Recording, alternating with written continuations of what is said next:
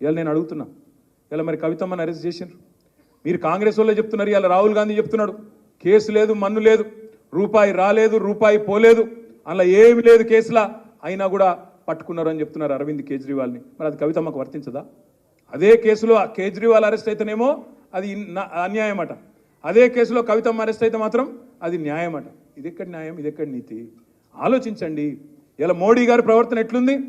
అయితే నా జేబులు ఉండాలి లేదా జైళ్ళు ఉండాలి, అయితే నా జేబులు ఉండాలి లేదంటే జైళ్ళు ఉండాలి, అంతే. రెండిట్లో ఏదో ఒకటే తప్ప వేరే మార్గం ఉండద్దు ఈ దేశంలో. అందుకే నేను అంటున్న మిత్రులారా, అందుకే నేను అంటున్న సోదరులారా, దయచేసి ఈ ఎలక్షన్లో మాత్రం కసితోని కమిట్మెంట్తో పనిచేద్దాం. ఇలా దేశం నిండా విషం నింపుతూ హిందూ ముస్లిం అని ఇండియా పాకిస్తాన్ అని పనికిమాలిన పంచాయతీలు పెడుతూ ఇవాళ కొత్త కొత్త కథలు చేస్తున్న బీజేపీని ఒకవైపు చూద్దాం, మరొక వైపు ఇక్కడ అబద్ధాలతో ఊరేగుతున్న ఈ రేవంత్ రెడ్డి సంగతి కూడా ఇంకో దిక్కు చూద్దాం. మీరు ఆలోచన చేయండి. రేవంత్ రెడ్డి గారి ప్రభుత్వం వచ్చినాక ఈ 100 రోజుల్లో ఏమేం సాధించిండు ఘన విజయాలు అంటే, హైదరాబాద్లో బిల్డింగ్ పర్మిషన్లు బంద్. ఎందుకు బంద్? బిల్డర్లను విలువాలే, కూర్చోబెట్టాలి, రాహుల్ గాంధీ పైన ఉన్నాడు, ఆయన ప్రధానమంత్రి చేయాలి. ఇలా దేశంలో ఉన్నాయి 2 రాష్ట్రాలు మాకు, కర్ణాటక తెలంగాణ, ఇడికెళ్ళి కప్పం కట్టాలి. మరి నేను సామంతరాజును, ఢిల్లీకి కప్పం కట్టాలని చెప్పి 2500 కోట్ల రూపాయలు బిల్డర్లకు పర్మిషన్లు ఇవ్వకుండా వేధించి ఒక్కొక్కరి దగ్గర 100 కోట్ల రూపాయలు వసూలు చేసి ఇలా ఢిల్లీకి కప్పం కడుతున్నాడు రేవంత్ రెడ్డి. మొత్తం ఇసుక దందా మంత్రులు, రైస్ మిల్లర్లను బెదిరించుడు, క్రషర్లను పిలిచి బెదిరించుడు, మళ్ళీ ఇవన్నీ బయటికి రాకుండా చేసేందుకు ఏం చేయాలి? 6 గ్యారంటీలు పక్కకు పోయినాయి, ఇప్పుడు 6 గారడీలు మోపోయినాయి. 6 గారడీలు అంటే ఏంటి? ఒకటేమో కాళేశ్వరం స్కామ్ అని చెప్పి యూట్యూబ్లో ఆన్లైన్లో ఒకటి రాయాలి, ఇంకో దిక్కు బర్ల స్కామ్, ఇంకో దిక్కు గొర్రెల స్కామ్, ఇంకో దిక్కు ఫోన్ ట్యాపింగ్, ఇదట అంటే అదట, అదట అంటే ఇదట, వీళ్ళ ఫోన్ ట్యాప్ అయిందంటే వాళ్ళ ఫోన్ ట్యాప్ అయిందట. నిన్న చూసిన ఓ దగ్గర నేను 10 లక్షల ఫోన్లు ట్యాప్ చేసిండు కేసీఆర్. చేస్తే గీస్తే ఒకడో ఇద్దరో లుచ్చగారుల ఫోన్లు ట్యాప్ చేసి ఉండొచ్చు, నాకేమెరక, కానీ చేస్తే చేసి ఉండొచ్చు దొంగలై లంగలి, ఎందుకంటే పోలీసుల పనేది.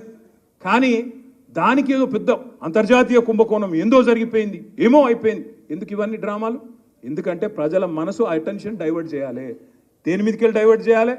రైతు బంధు ఇస్తలేదన్న దాని మీదకెళ్ళి డైవర్ట్ చేయాలి, మహిళలకు 2500 వస్తలేదన్న దాని మీదకెళ్ళి డైవర్ట్ చేయాలి, పెద్ద మనుషులకు 4000 పెన్షన్ వస్తలేదన్న దాని మీదకెళ్ళి అటెన్షన్ డైవర్ట్ చేయాలి.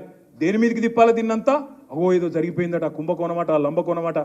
అరే రేవంత్ రెడ్డి గారు, ముఖ్యమంత్రిగా నువ్వే ఉన్నావు, చేతనైతే దమ్ముంటే ఈ లీకులు బంద్ చేసి చర్యలు తీసుకునేది ఉంటే తీసుకో, మేము వద్దంటలేం, కానీ ఈ పనికి మాలిన డ్రామా లాపు.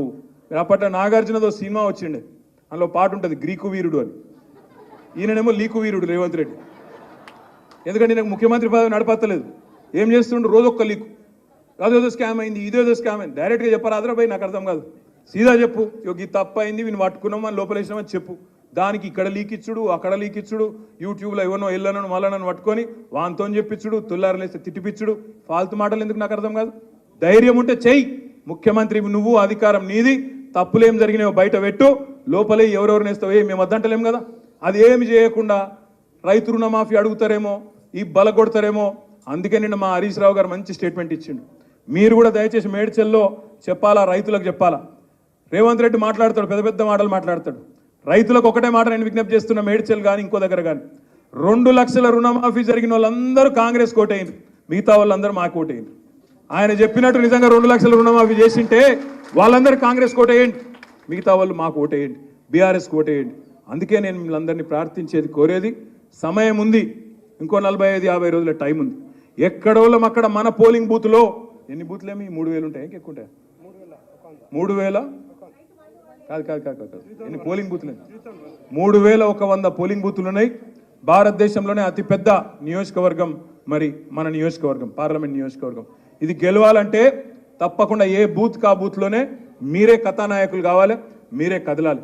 ప్రతిరోజు ఇప్పుడు ముస్లిం సోదరులకు ఇఫ్తారు ఎవ్రీడే ఉంటుంది దాదాపు ఎక్కడో దగ్గర, మీరు తప్పకుండా ప్రతి చోట పాల్గొనాలి.